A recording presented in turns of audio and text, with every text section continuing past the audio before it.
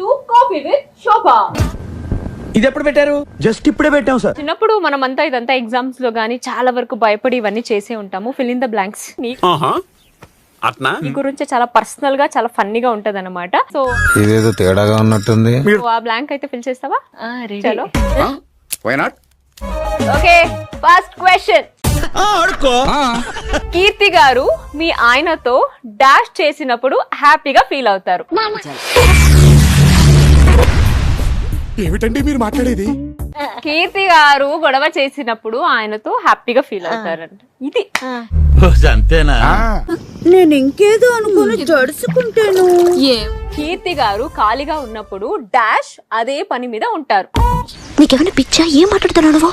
కీర్తి గారు ఎంగేజ్మెంట్ అయిన తర్వాత వాళ్ళ ఆయనకి డాష్ చూపించారు.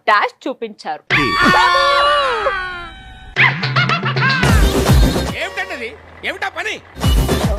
నమస్కారం మీకు. నీకు దండమమ్మా. ప్రేమ చూపించారు. సూపర్. ముద్దు వచ్చేపు గాడిదే. కీర్తి గారు షూటింగ్ కి వెళ్ళక ముందు వాళ్ళ ఆయనకి డాష్ పెట్టి వెళ్తారు. ఏమంటున్నావే? నేను రెండు బెడ్డే వెళ్తా. చిచ్చి, ఏం మాట్లాడుతున్నావే? ఒకటేమో హగ్, ఓకే, తర్వాత ఒక ముద్దు.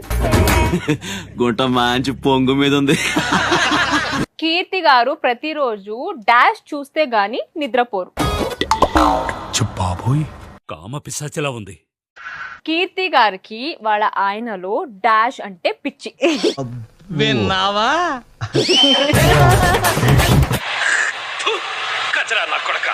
కీర్తి గారు పార్టీకి వెళ్ళినప్పుడు తప్పకుండా డాష్ చేస్తారు. కోరికలని కంట్రోల్ చేసుకోవాలి. కీర్తి గారు డిప్రెషన్ లో ఉన్నప్పుడు డాష్ చేసి బయటపడతారు. ఓ అవునా? నువ్వేం చేస్తావురా జనరల్ గా డిప్రెషన్ కి వెళ్తే? ఇంకేముంది? ఫింగరింగ్ అంటారు. నీకు అర్థమా? సబ్స్క్రైబ్ చేసుకోవచ్చు కదా.